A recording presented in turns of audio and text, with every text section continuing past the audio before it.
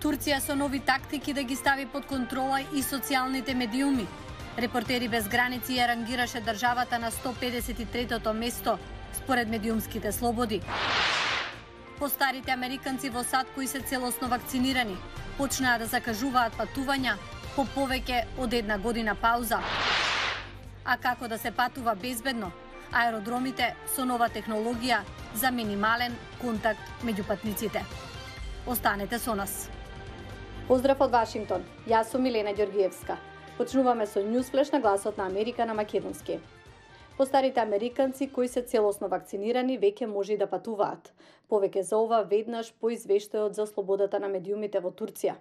Турската влада сака да ги стави под контрола и социјалните медиуми, барајќи од нив да отворат представништва во државата.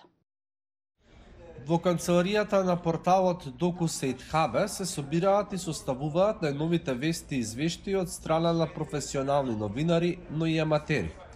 Овој вебсајт се потпира на социјалните медиуми кои станаа главна платформа за независно информирање во Турција. 90% of the whole media 90% од медиумите се под контрола на државата на турската влада. Во Турција повеќе нема мејнстрим, туку државен апарат против општеството. Луѓето може да дојдат до веродостојни вести единствено преку социјалните медиуми. Репортери без граници ја рангираше Турција на 153-то место според медиумските слободи. Сепак, турската влада сака да ја прошири контролата што ја има врз медиумите и на интернет, со тоа што ги притиска социјалните медиуми да отворат представништва во Турција. Ова би ги ставило под турска юрисдикција.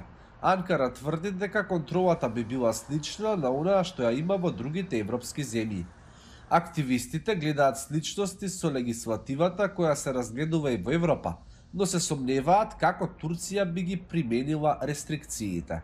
The government, in addition to warnings and financial penalties and Владата покрај предупредувањата и паричните казни и забраните за рекламирање ќе наметнеше и рестрикција на брзината на интернетот, ќе ги намалеше серверите на тие социјални медиуми кои немаше да се согласат да имаат представништво во Турција. Twitter, Google, Facebook и TikTok и други отворија канцеларии во Истанбул и го запазија рокот крајот на април. Од Twitter вела дека Турција поднесува најмногу барања за отстранување на постови на корисници, но досега компанијата отстранила само неколку. Сепак, интернет порталите како DocuState Hub стравуваат дека социјалните медиуми ќе почнат почесто да ги одобруваат барањата на властите. Ако социјалните медиуми станат алатка за зголемување на опресијата во Турција, тогаш тоа ќе стане уште поголем предизвик за нас. Ова е нашата најголема грижа во моментот. Неколку од социјалните медиуми преку соопштенија истакнаа дека остануваат посветени на слободата на изразување. Во меѓувреме, DocuState Hub ги проширува своите активности во очекување на предвремени избори во Турција. Тие и други слични платформи се потпираат на социјалните медиуми кои се слободни и отворени. Повеќе од половина од американците над 65 години се целосно вакцинирани.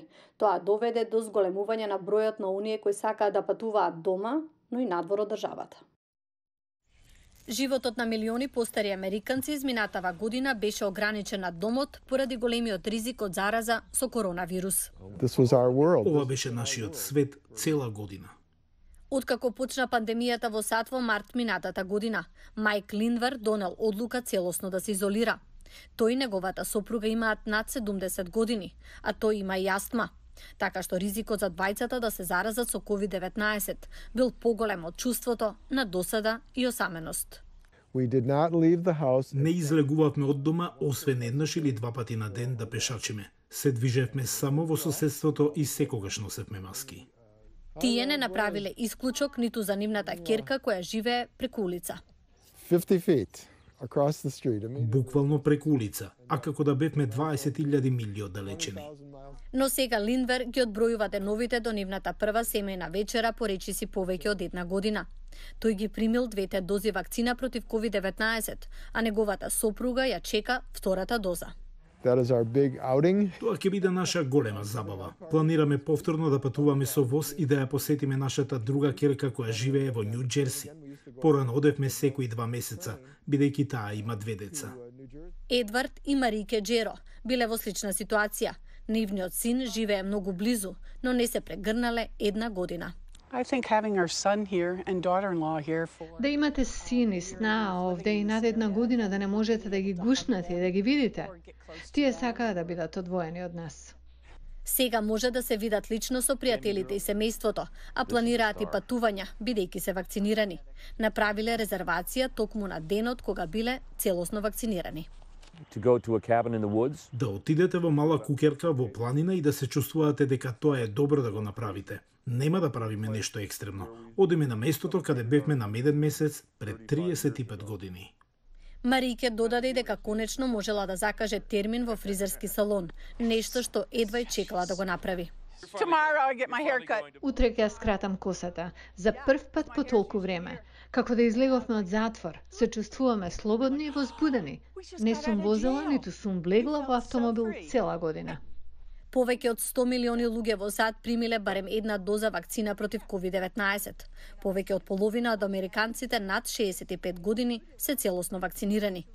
Администрацијата на Бајден ветува дека до крајот на април сите американци над 18 години ќе може да се вакцинираат, што отвара можност граѓаните да продолжат со животот таму каде што застанале во март 2020 година.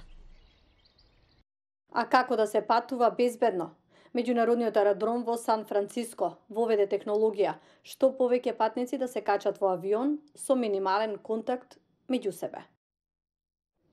Патниците на авиокомпаниите кои учествуваат во тест за ограничување на физичкиот контакт на аеродромите, прво мора да ја скенираат својата возачка дозвола, а официјалните лица ја линкуваат возачката со скенираното лице. Сега имаме вработени на сите пунктови при патување. Се надеваме дека ќе можеме да го додадеме и контролниот уред исто така. На овој начин се намалува контактот меѓу патниците и вработените. Скенирајте ја возачката, фотографирајте се и толку. За се друго ја имаме вашата фотографија. Таа го потврдува вашиот идентитет, потврдува дека имате лиценза за влез. Некои патници кои патуваат често ја поддржуваат ваквата иницијатива. Јас често летам службено. Ова го правам редовно. Тоа го прави целиот процес многу поефикасен.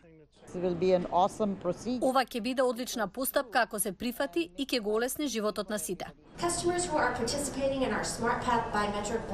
Технологијата развиена од компанијата SITA со седиште во Швајцарија веќе постои за меѓународни летови за други аеродроми низ светот, вклучувајќи ги Атина, Пекинг и Доха. Но ова е прв пат да се испроба за домашни летови во САД. Се обидуваме тоа да го имплементираме и за домашни патници, што представуваат 80% од пазарот во САД.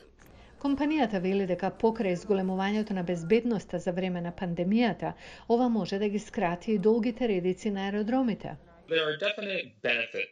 Дефинитивно има корист од технологијата, помага да се намали човечката интеракција. Но Джастин Брукман, директор за технолошка политика во извештаите на потрошувачите, вели дека има и проблем. Во однос на безбедноста и пристапот до податоците, сите сме виделе приказни околу хакирани бази на податоци. Ако биометриската база на податоци е хакирана, не можеме да добиеме ниту ново лице, ниту оттисоци на прсти. Има примери кога тоа е направено релативно лесно. Тој исто така изрази загриженост и за влијанието на биометриското следење на животот на луѓето на подолг рок. Во меѓувреме, за решавање на проблемите со приватноста, компанијата вели дека информациите за патниците се чуваат локално на аеродромот и автоматски се бришат по летовите. Од мене толку. Ве повикувам да не следите и на социјалните медиуми. Пријатен викенд.